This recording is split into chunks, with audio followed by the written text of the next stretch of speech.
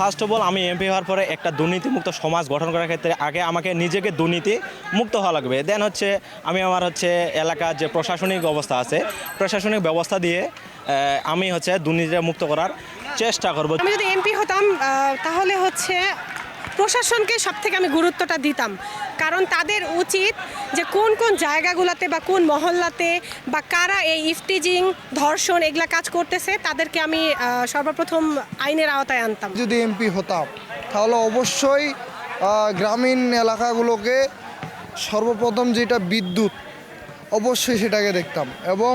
বিদ্যুৎটার যে লাইনগুলো আছে এটাকে অবশ্যই আরও নিরাপদ করে তোলার জন্য উদ্যোগ নিতাম। আমি যদি এমপি হতাম তাহলে হচ্ছে আমার ফার্স্ট প্রায়োরিটি ছিল যে পরিবেশ রক্ষার্থে আমাদের যে রাস্তাগুলো আছে সেখানে হচ্ছে গাছ লাগানো বেশি বেশি, কারণ দেখা যাচ্ছে আজকাল গাছ মানুষ কেটে ফেলছে, যার কারণে কার্বন ডাইঅক্সাইডের পরিমাণ কিন্তু বেড়ে যাচ্ছে, বিভিন্ন সমস্যার সৃষ্টি হচ্ছে, স্বাস্থ্যের বিভিন্ন ক্ষতি হচ্ছে। তো আমি যদি এমপি হতাম তাহলে আমি অবশ্যই আশেপাশে রাস্তাঘাটে গাছ লাগাতাম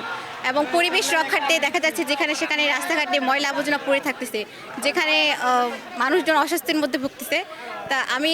আশেপাশে হচ্ছে ডাস্টবিনের ব্যবস্থা করে দিতাম যাতে মানুষ পরিকল্পিতভাবে সেই ডাস্টবিনে ময়লা ফেলতো। আমি যদি এমপি হতাম তাহলে আসলে আমি হচ্ছে আগে আমার জেলাতে অবশ্যই এদের চিকিৎসার জন্য ভালো ভালো যন্ত্র নিয়ে আসতাম, যেগুলো মেশিন আমাদের দরকার প্রয়োজনীয়, আমাদের জন্য দরকার যে জিনিসগুলো সেগুলো আমাদের ঠাকুরগাঁ পর্যাপ্ত পরিমাণে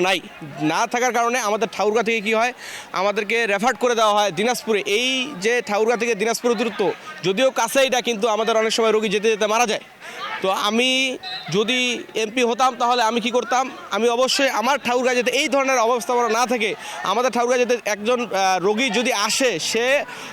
অপর্যাপ্ত মানে সে যদি চিকিৎসা পায় সেই ব্যবস্থায় আমি করতাম।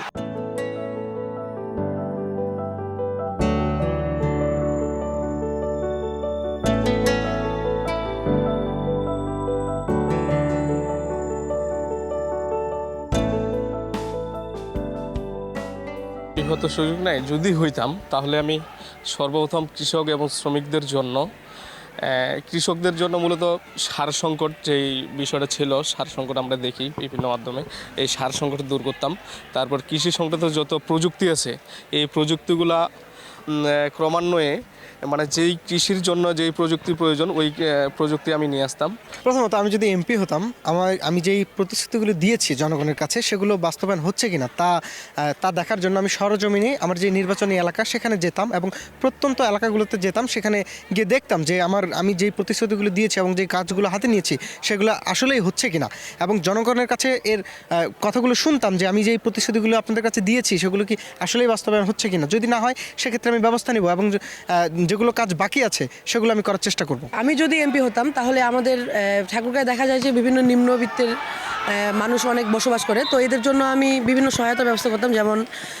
যারা বর্তমান বেকার বা অসহায় হয়ে গ্রামে আসেন তাদের জন্য আমি কর্মসংস্থানের ব্যবস্থা করতাম এবং বিভিন্ন সহায়তামূলক যেমন কার্ডগুলো থাকে এগুলো দেওয়ার ব্যবস্থা করতাম। আমি যদি এমপি হতাম তাহলে আমি সর্বপ্রথম আমার যে এলাকা আছে এলাকার মাদক দ্রব্যটা সবচাইতে বেশি বর্তমানে আমাদের এলাকার যে যুবক ছেলেগুলো রয়েছে এই মাদকের এমনও ছড়িয়ে গিয়েছে যে আগে যে ছেলেপেলে দেখা যেত যে মুরব্বীদের অনেক সম্মান করতো, লেখাপড়া করতো, এখন ছোট ছোট ছেলে এই মানে অ্যান্ড্রয়েড সেট নিয়ে পাবজি বিভিন্ন প্রকারের যে নেশাগ্রস্ত বা বিভিন্ন প্রকারের যে গেম তারা জুয়া নিয়ে এগুলা মানে সবসময় ব্যস্ত থাকে। তাই আমি সর্বপ্রথম আমার এলাকাসহ আমার নিজ যে জেলা রয়েছে আমি সেটাতেও কাজ করতাম যে আমাদের যুবক যেই জিনিসটাতে নৈতিক যে অবক্ষয়গুলো রয়েছে সেইগুলো আমরা কাজ করার জন্য সবসময় তৎপর থাকতাম ইনশাআল্লাহ।